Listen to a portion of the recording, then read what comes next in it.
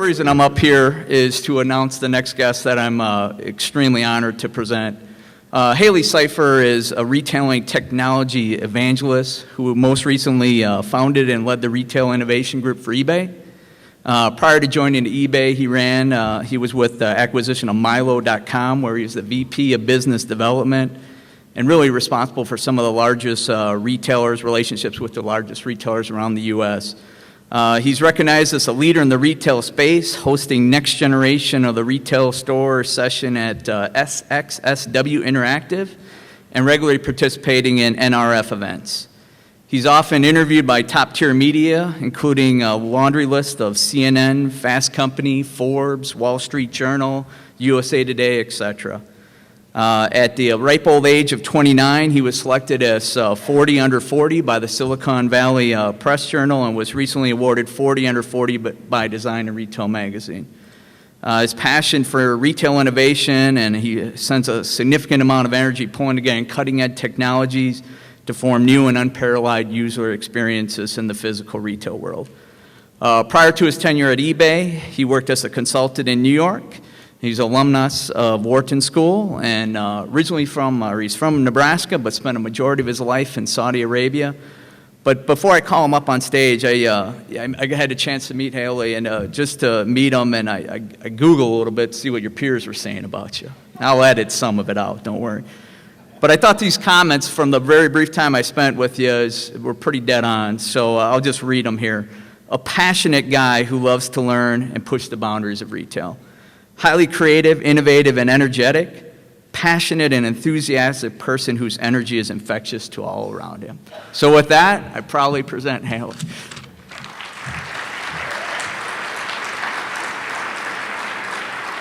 Wow, what an intro. Hey, seemed like a D-bag. I'm glad to be here, you guys. I promise, that photo's actually not fair. I don't always look like that. Thanks for having me. Really excited to be here. My pants are a little too tight, which my wife reminds me of every day. So really excited to be here. I'm sorry I sandbagged you, because I do no longer work at eBay. But I do love retail innovation. And this photo, true story, first shot, first try. Not Photoshop. So the retail innovation team that I led at eBay, we had a secret lab. It's obviously not that secret since I'm telling you about it. But the whole idea was, how do you find the best of online and infuse it into the physical world? And a lot of people would say, why is eBay doing this? So when you think of eBay, what do you think of? First, just yell it out. Auctions, yeah, auctions, totally. eBay hates that, because only about 20% of the things that are actually sold on eBay are auctioned. And only 20% are actually even old. It's mostly new things that are buy it now. And so the company, which today is eBay, PayPal, and eBay Enterprise, does everything from payment, does like the big marketplace stuff. And then eBay Enterprise, if you go to like Ralph Lauren, Estee Lauder, Warby Parker, a bunch of these, they run parts of the website, do fulfillment, customer service. So I was a little closer to that part. The team did things like this. Anyone see this, Kate Spade Saturday in New York? Yeah? Anyone try it? Yeah, what'd you think? That's literally what she just did. I'll tell you about this later. Digital storefronts, realizing that a lot of malls have these pre-open spaces in malls, and how do you make them interesting and digital? How do you excite consumers about it? We opened up this year our store of today, not the store of the future, with Rebecca Minkoff. Anyone seen this in New York? Yeah? Okay, what did you think? Be nice. Yeah? Cool. Oh, good. Oh, that's great. That's great. Okay, awesome. So I'll tell you about this later. And then finally, we built these digital wayfinders for the Stanford Shopping Center this year. So this is the type of things we did to give you an idea. So why does it matter? This is true. This is a photo of a department store in 1910 and a department store in 2014. Right? I think it's like, oh yeah, they invented color cameras. So, and this is not, obviously a lot's changed, but I think the reality is customers are changing rapidly. You heard all these amazing things that Clay was saying, but it's true. They have these devices in their pocket, which is not in my pocket, ironically, that are incredibly powerful. that are always conditioning how we expect to engage with the physical world. And retail's important, as I know this audience knows. 75% of all retail spending happens within 15 miles of your home. It's not going anywhere. You hear about e-com a lot, and I obviously come from an e-com background. E-com's what, 8% of all retail? It's not that massive. It's important, sorry. But, there's a lot going on. And I think, as Clay said, when e-com brands really make it big, what do? Open up stores. Yeah, it's interesting. So we know consumer expectation is changing, and a fun fact is that by 2020, millennials are going to be 40% of all spend, which is crazy. So we have to think about that. Has everyone seen a slide like this before? Yeah? No? Okay. Well, anyway, there's this emergence, and I think it's an important question to ask ourselves. Who invented the word offline? Does it even exist anymore? But this thing is changing us, and I don't know if you knew this. When the iPhone 4S came out, the 4S, this is like 3.5 years ago, it had more computing power than the first space shuttle. You guys know that? Yeah, the Apollo 11, I was reading this a couple days ago, only had like 64 kilobytes of memory or something. It's incredible. So this now is 128 gigabytes. And it's everywhere. Mobile's everywhere. 1 in 2 people in the US have mobile phones. There's a ton of tablets. And this twists my noodle. For the first time in history, in the second quarter of 2013, there were more smartphones sold than feature phones. If you're under 35 in the world, there's a 1 in 4 chance the first time you ever access the internet is going to be on your phone. So think about what that means for us, for retail. It's incredible. We use it all the time. Who here woke up or uses their phone as their alarm? Yeah. Okay, see, true stat, establishing trust. Okay. So phones, you wake up first thing and you're like, oh, email, and you kind of get into it. You can't escape it.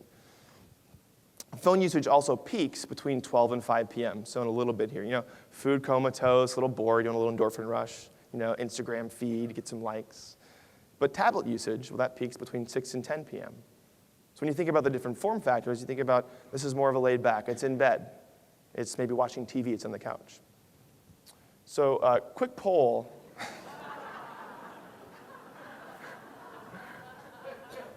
I think all this actually says is that 25% of people are liars.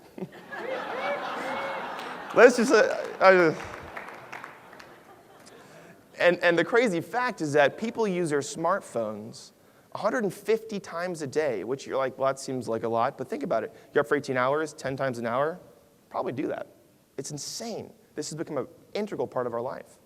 And one of the biggest worries we had, and maybe still have, is this concept of showrooming. People are coming into your store, they're comparing prices, they have all this, transparency in prices, which, by the way, Clay reminded me of this. Chanel just did this amazing thing worldwide where they announced price equality in every single market within 10%, which is insane. Because usually in Asia, you jack it up.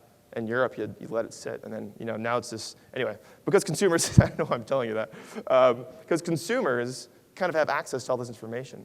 But most importantly, web rooming is even more prevalent than showrooming. I'm sure you guys have all heard the term web rooming by now.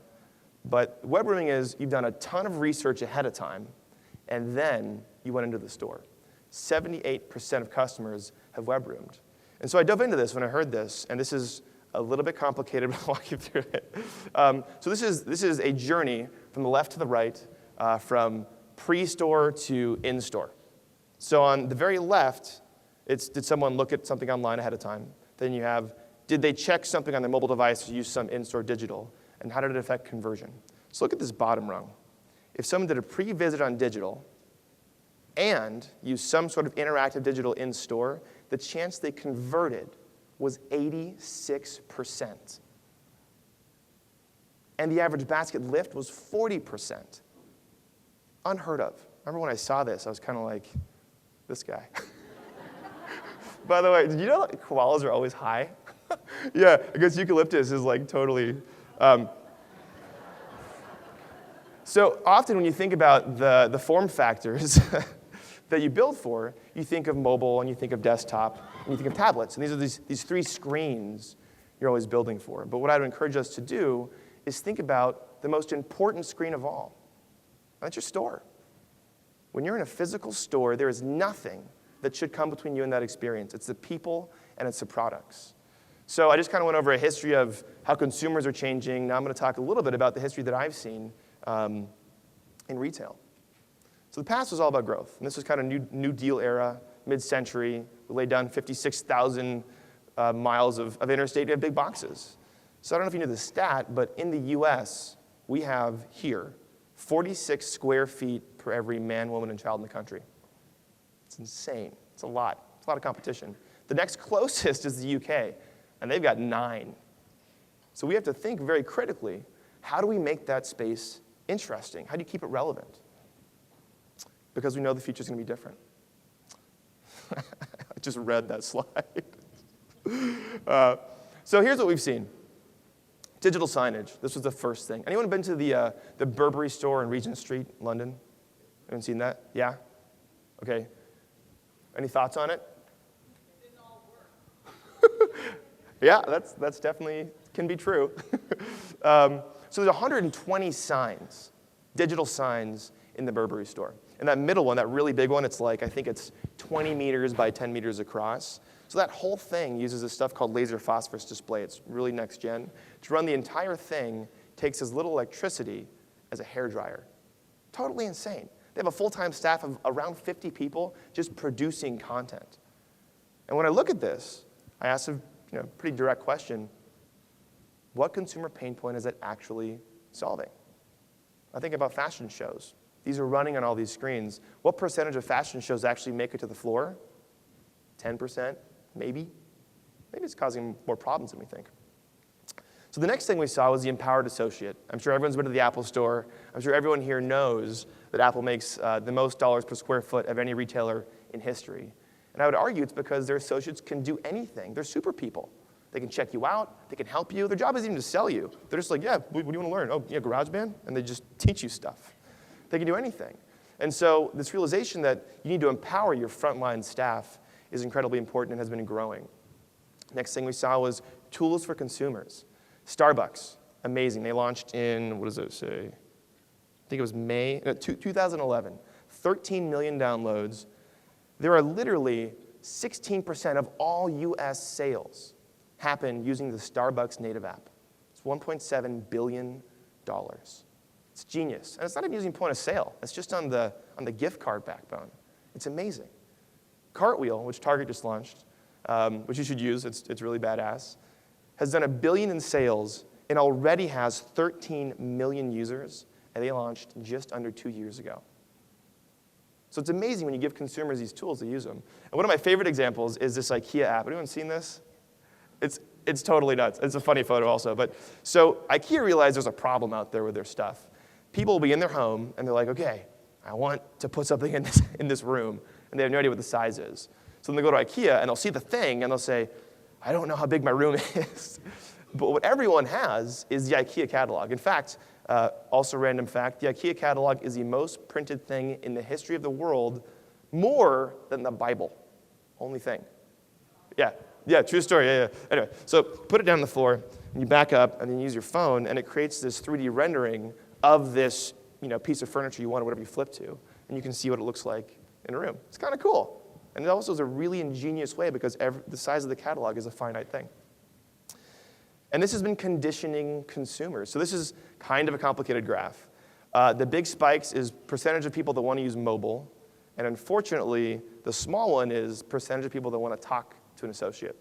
So for all these things, looking up item price, inventory availability, just even finding where to get something, people would rather use their mobile phone than talk to a person. In fact, 1 out of every 2 people think they know more than the associate, which, it might be true. It's really tough.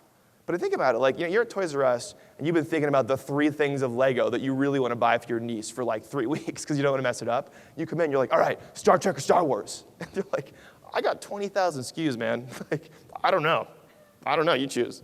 It's tough. It's really hard. The fourth thing we've seen is digital interactivity. So Adidas put these big touch, walls in 14 of the top stores around the world. And there's no transactions. It was just showing interesting products. And they found that just by showing a product on this thing for people to interact with, twice the throughput of any product that was on one of these screens. Twice. Those stores saw, I think it was like a 30% lift in sales, which maybe it was their best stores, so who knows. But there was also a halo effect. So any products that were in the area of those touchscreens had a 22% lift, which is really interesting. And Cisco found that 54% of consumers today say they want some sort of digital interactivity in stores. In fact, millennials are, I know I have all these stats, this is true though, 231% more likely to be influenced by in-store interactive. And finally, we've come to today, the smarter store. Anyone heard of a company called Hointer? Yeah? Okay. So the way Hointer works, since everyone didn't raise their hand, is kind of crazy. You walk into Hointer, and Nadia, who is a founder of Hointer, this amazing person, good friend, who her background is she was the VP of supply chain at Amazon, so she's very much about efficiency. So you walk in and you have this Hointer app. And there's only one of every pair of pants in the store. So you walk in and you scan something, and you scan something, and you scan another pair of pants you like, and it says, what size are you? You know, I'm 30 by 32. I wish. And it goes, great, go to fitting room 4. Okay, so you walk into fitting room 4, and as you walk into the fitting room, there's these two chutes. There's an in chute and an out chute. And in the in chute, all of a sudden, your pants just start piling up.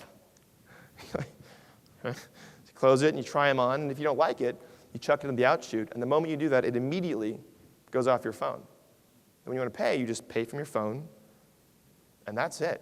You just grab your stuff and walk out. That's the entire experience. Now, I think that's a little extreme, and I'll talk about this later, but technology should absolutely not be dehumanizing the store experience. I think that's actually a mistake, and people will lose if they do that, to be rehumanizing it. But this is interesting because it shows what's possible, using technology.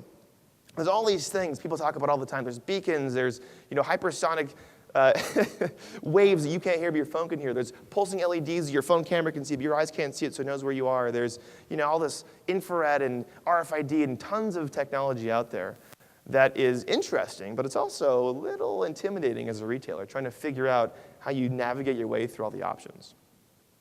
So the thing that we push forward is this metaphor, and it's the idea of the online session versus an offline session, which we know isn't a word anymore. So in e-com, you think about this. How do you get someone from the top of the funnel down to the bottom? And that's everything. That's the whole game. And there's always these points of like friction or drop-off. It's like a waterfall chart. And so you try to analyze those points and find the ones where if there's a little mistake, you can decrease it a little bit, and all of a sudden your sales are going to go up. And so we think of a physical store as identical to that. When you walk into a store, you walk in, what's it kind of like? Kind of like a homepage. And what are you probably doing? You're probably browsing or searching. Here's some stats to back me up. So if someone sees a line that's over 7 minutes long, there's a 79% chance they bail. And they have the thing in their hands. They want to buy it. Let's just leave money on the table. If someone walks up and sees an item they like, but the size they want isn't right in front of them, 65% of people won't ask for help. They'll just walk on. That's rough. But if you get someone into a fitting room, well, the chance they convert's like 67%. So you think of these moments and you figure out how do you find those acute moments where you can introduce technology and actually solve a problem. Because it's a trap that we fall into a lot in retail. What's the cool tech? Get it, holographs? Yeah. Lasers? Oh yes. Fog machines, whatever. Because it's exciting.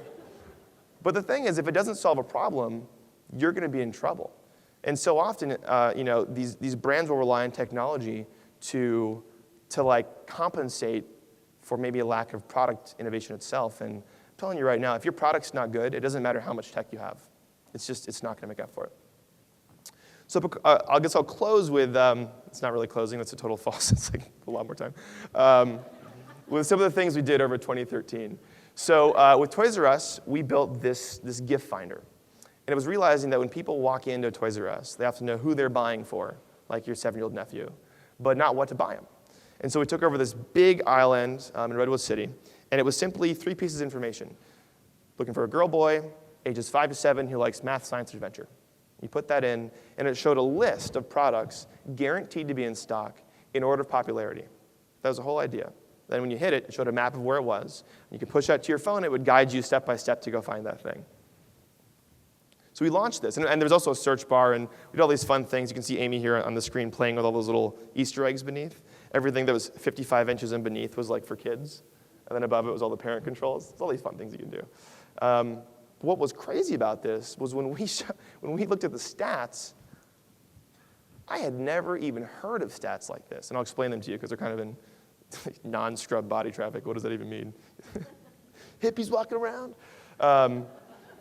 So what we found was if someone touched the screen, just touched it, there was a 95% chance they went all the way through to maps.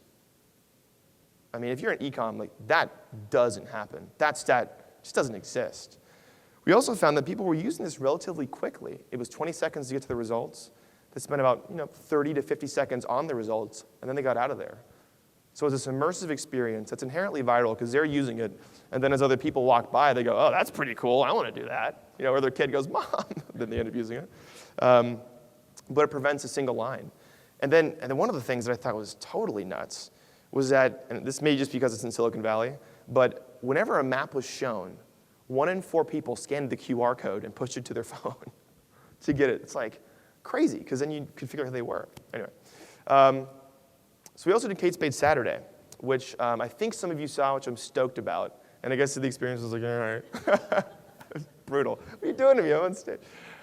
The whole idea was Kate Spade Saturday came to us, and they said, all right, we want to open up our first store. What should we do? And I was like, well, let's do something crazy. Let's make your first store the entire island of Manhattan. And they're like, what? Do you smoke? And so what we did is we rented out these 4 spaces all around Manhattan. And we just rented out the first 5 feet. So the rest was totally empty. No associates, no inventory.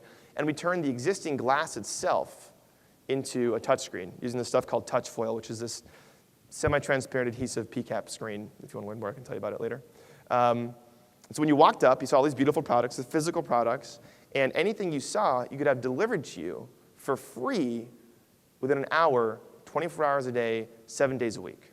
That was the whole game. And it was amazing. I mean, and think about what that means as far as flexibility. We had these, see that guy on the bottom, the biker guy?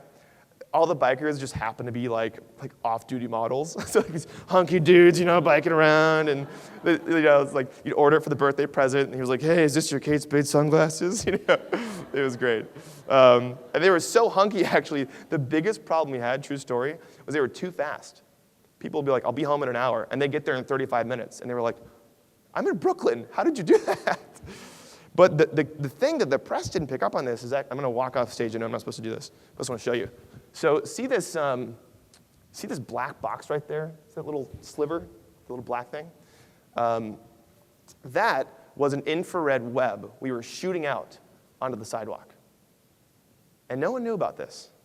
But what it was doing was capturing some data that had never been captured before. So for every single storefront, we knew exactly how many people walked by, of them, how many stopped and looked at it, and then of them, how many that went and touched it, which was amazing. So it meant that before Kate Spade spent all this money opening their first store, we could tell them the exact engagement metrics and traffic per these 4 locations, which is pretty cool. The 4 locations were pretty different. So actually, here's a bunch of photos I took on my iPhone afterwards. This was the day after we launched. It was really cool. We had these little chase lights that would zing up, and this music was like ding, ding, ding, ding, ding when you pressed it. So that probably helped for people to see what was going on. It was in 4 locations. We delivered south of 125th into Brooklyn. So that also meant we got to see where the Kate Spade Saturday future users lived. Like, where should we target some of the ad money, which is kind of cool. And it was in, as I mentioned, this was Meatpacking, Soho, Flatiron, and the Lower East Side, which this is right by a bunch of bars. And so at 3 a.m. every night, it was like orders went through the roof, and the poor bikers were like, oh. It was always, for like sunglasses. It's like, come on, it's the night. Anyway, they get there, they're passed out, no one answers the door. And so what was amazing was the data we had here was incredibly precise. We knew exactly 441,489 people walked by these 4 storefronts. And we know exactly 9.63% of people stopped and looked at it In fact, we know exactly not exactly, 4.50, roughly 1 in 20 people on the streets of New York stopped and touched these things. Which is like, if you've been in New York, aliens land, they're like, yeah, I'm going to work, guy, We did digital storefronts as well, which is pretty similar. I'm not going to dwell on this a bunch. For Sony, for Tom's and Rebecca Minkoff. And then most recently this year, we launched our Rebecca Minkoff Interactive Store, which Clay and I were chatting about before, which was what we think a store should look and feel like. So a lot of people said this was a store of the future. And you know what? I'm okay if this is what the store of the future looks like. It's not the holographs and lasers that I was joking about. It's just beautiful wood, and it's metal, and it's products, and it's people. It's not tech in your face. And so one of the things that we as a team do is we try to challenge the inherent definition of mobility, of mobile, realizing that this device, if you were to set it down and walk off, that's probably not going to move. We're mobile. That thing's not. So if you can get a better experience as you walk throughout an experience, so throughout a store, keep your head up with the people and with the products, not heads down, kind of trying to navigate, it's probably going to be a better thing for the retailer and for the person. So it's a bit of a video. So what it was we try to think of that whole conversion funnel. What do people do when they walk in? We know that they're trying to browser search. And so we played this big, beautiful runway show series. It was kind of a bunch of content from them. But what happened was when you walked up and touched it, it showed you what of those items on the runway were actually available in the store right now. And you could select them. And then if you liked them, you could select the size and color, and you could say, you know what, store, I would like you to get a fitting room ready. Tell the store, you put in your phone number. The store then tells the stylist to get the fitting room ready. In the meantime, since it knows you're waiting, it says, hey, would you like a drink? Some champagne maybe, some coffee. So we've taken you from the top of that conversion funnel down to the bottom. In the meantime, you're like, oh, you're getting a drink, you're feeling good. The fitting rooms, which is my favorite part, you'd walk in, and the mirror, which seemed like a totally normal mirror, turned into an interactive touchscreen. And it magically recognized anything you brought in using RFID. So what this meant was when you walked in, you could ask for other sizes, cuts, and colors from the stylist. You'd say, I want it, and the stylist would come immediately. You could change the lighting, you can see here. And actually, this is important game theory. So the lighting was the first option, because we wanted people to get a little comfortable with the form factor. So you'd walk in and you hit lighting, which was it was like almost a third of all of our clicks is lighting.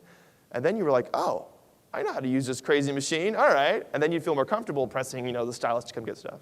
It made recommendations, which was also very interesting, showed how to wear things, all the variations in stock. You could push it to mobile and buy it whenever you wanted. Then you could also check out, yeah. Sweet shot, dude, sweet shot.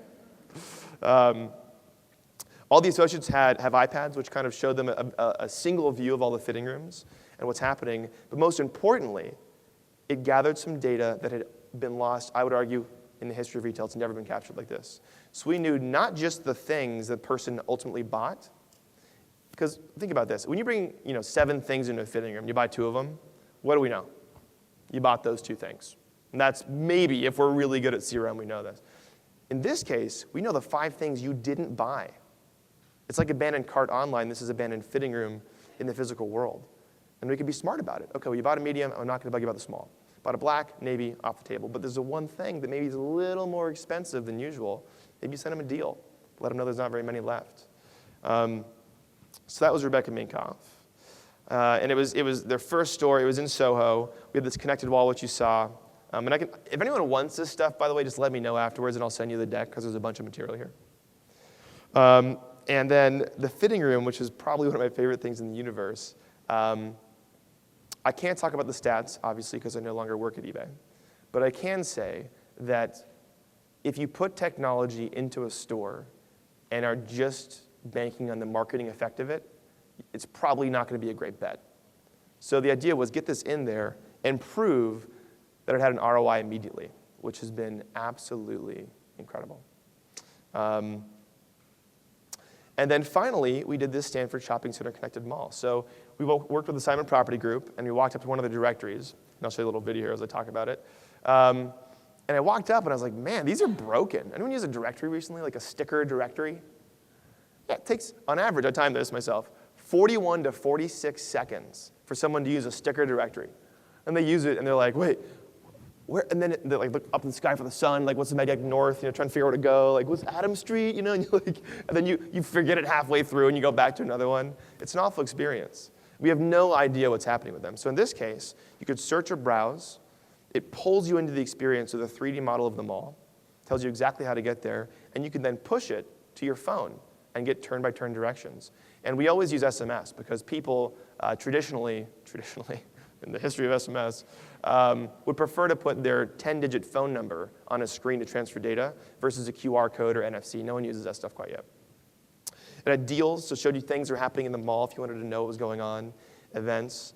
And what's amazing is all these features you've seen, it's 3 times as fast, 15 seconds.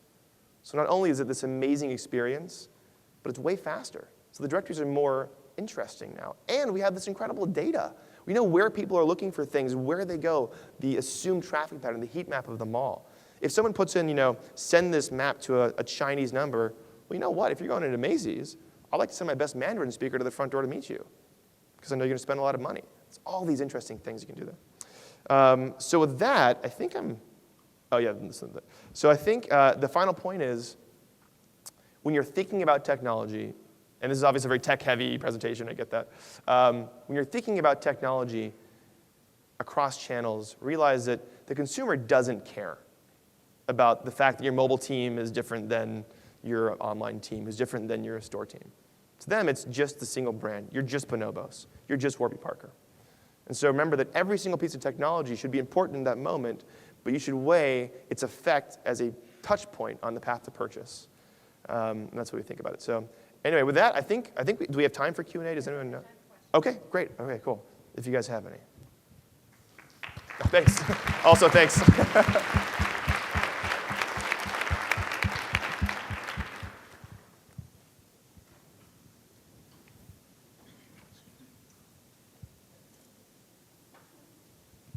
I can do this all day.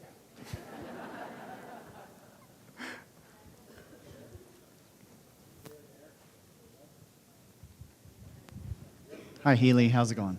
Hey.